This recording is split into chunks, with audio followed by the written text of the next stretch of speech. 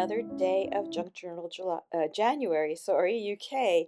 Today I decided to make a little video to show you how I made this little sliding window for my day 4 entry in my journal. With the quote I found for this entry, I knew I wanted something to do with frosted windows looking out over nature.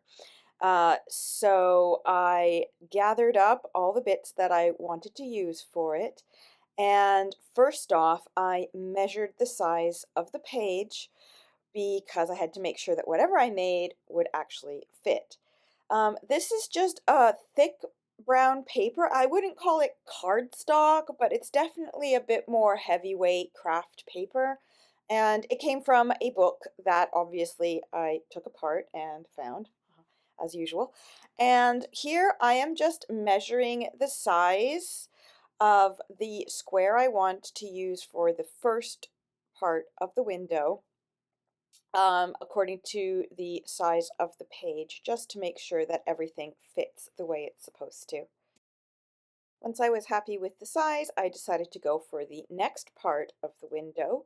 And this is just the actual window, so the window panes. I have this packaging from a gift I received at Christmas, which I thought would be the right size. So I'm just using this piece of thick acetate from recycled plastic packaging to be my window panes. The next thing I did was to draw basically my window frame and then divide the panes.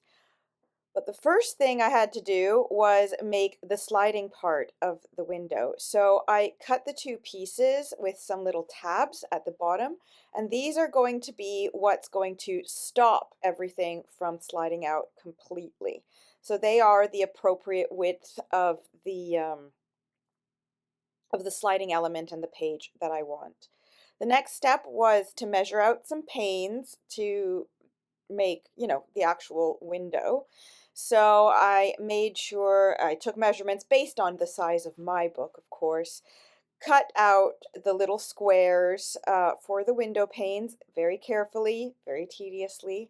And in order to make sure I had them exact, I did clip the two layers together with a paper clip, as you can see here. So once I had those all popped out, it was time to double check that the glass, so to speak, was going to actually fit inside it and trim that down to size.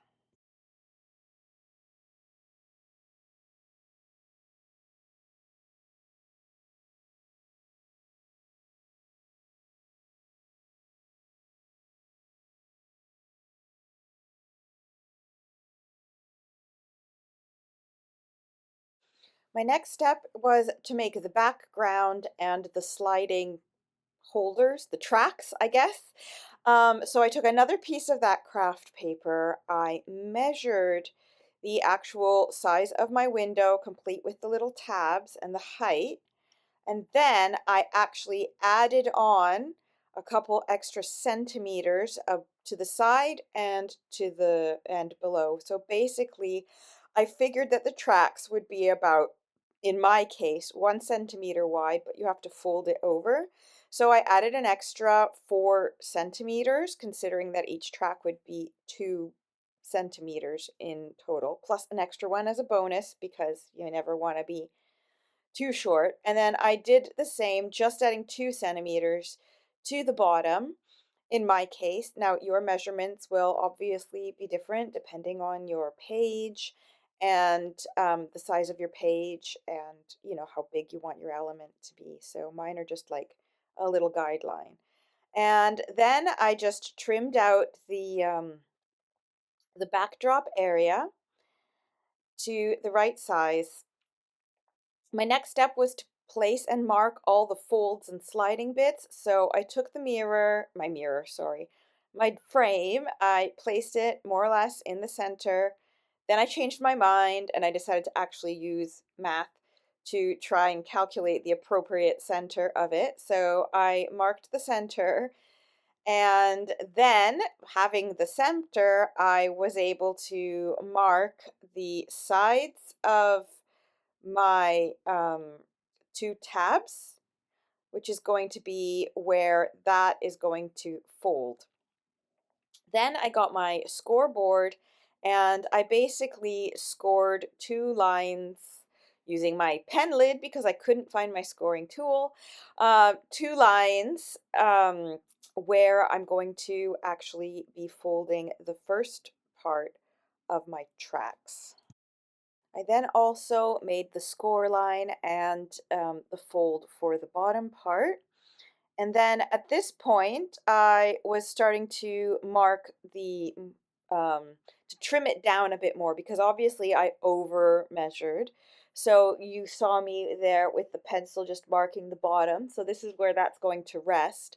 And then I also marked the sides in order to trim them as well so it wasn't so thick. Something that you'll see me do further on in the video is trim them even further. Um, because once it was all done and painted, you'll see that I adjust things a bit because it needed more space to actually slide. Because my mistake that I made here was that I didn't actually fully check that everything was done properly, like through the thickness of the window panes before I actually did all the folding, which is what actually comes to mind right here.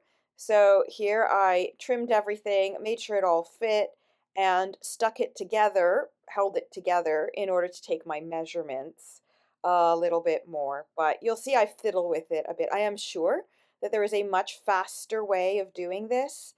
Um, but I haven't found it. If you know it, please let me know in the comments below because I would absolutely love to be able to make more of these. So I wanted to give this a little bit more, realistic kind of look to the window. So I just got some brown acrylic paint and I just painted the frame, part of the other frame, and of course my sliding elements on the edges so that the colors would all match. Once everything was dry, it was time to stick the window together. I started by using double-sided tape on one side for instant stick, and then I ran out for the other side. So I used my E6000 equivalent only on that side. But for this one, I used the double-sided tape, for the instant stick, but I also went over it with my E6000 for a more permanent adhesion. Plastic acetate is really tricky sometimes to just glue in. It doesn't tend to really hold, so you need to make sure that you're using a glue that is appropriate for plastic because or else it'll just come apart, and I didn't want the little window to come apart, although you'll see that eventually I add something else as a double security measure, but we'll get to that in a bit.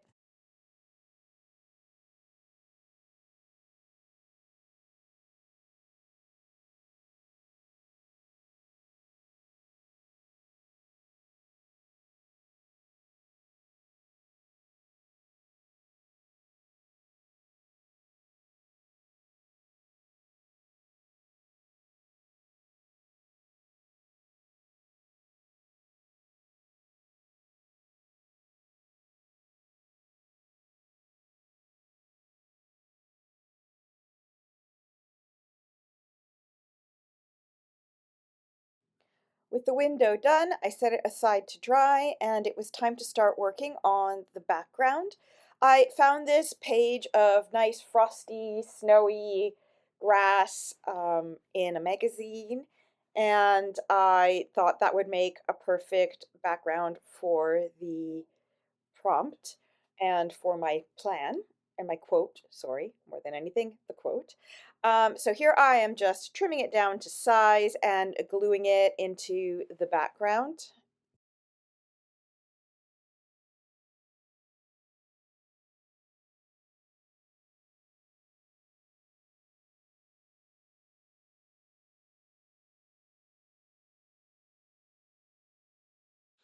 And once everything was all glued in, it was time to test it again. And this This is where you'll see me remeasuring and recutting the sides because what I hadn't considered was, yes, even though after I thought about it, I put the plastic together and the two cardboard frames, but I didn't calculate for the added bulk of the double-sided tape. And so obviously that went thicker, and so you'll see that I refolded the edges here, and of course, as a consequence, I had to trim the sides a bit more, again, to make it less thick and overlappy. And so I do this, and then I readjust it to the right size. And once I have it all stuck in properly, I do just retape the, retape, sorry, I mean repaint. I'm very tired today. I repaint the edges where you can see the brown craft paper underneath. So after I left the paint to dry, I sat there for a while and I thought about how I was going to stop this thing from actually going. Originally, I had thought I would just put some glue there and let it dry and block it, but then I realized that if I put the glue there, I might accidentally glue the window and then get that stuck. So in the end, I decided to kill two birds with one stone, three actually, and add some little brads, which would work as blockers for the sliding element, add a nice little decorative gold touch to it, and also ensure that everything just stays stuck together like it's supposed to. So after I was happy with that idea, I thought I needed to add some more um, dimension to my window. So I decided to add some frosty bits with some white acrylic paint and a very small fine-tipped paintbrush. I just dabbed on some snow built up on the edges of the window, bit of frostiness, just to add that extra layer of texture and interest to the window.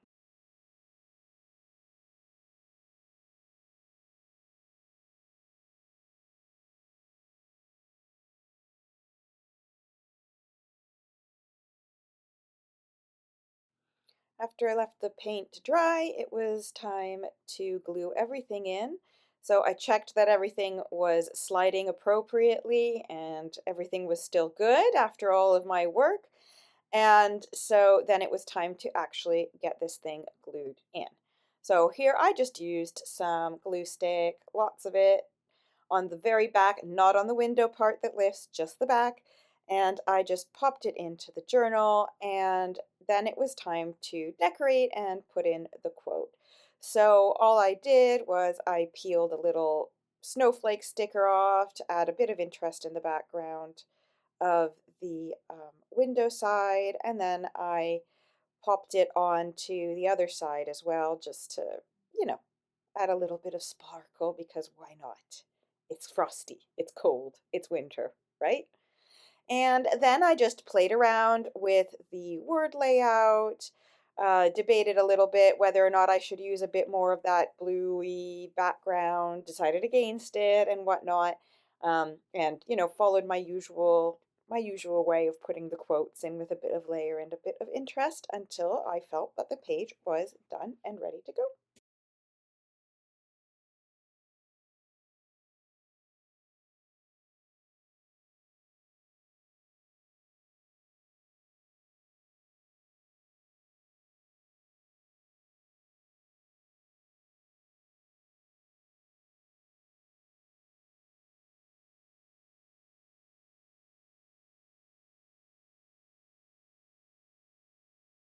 I really hope that you've enjoyed this little tutorial on making a sliding interactive element in your journal and are enjoying taking part in the Junk Journal January UK challenge. Remember that I have the list of all the participants in the description below, and it would be wonderful if you could go and have a look at their channels and see what they're doing as well. And Do let me know what you think about this element, or as I mentioned before, if you've found an easier tutorial that I could follow, perhaps, on making this in a more simple way. I would be more than happy to go and check it out. In the meantime, happy creating. Have a wonderful day wherever you are. Bye bye.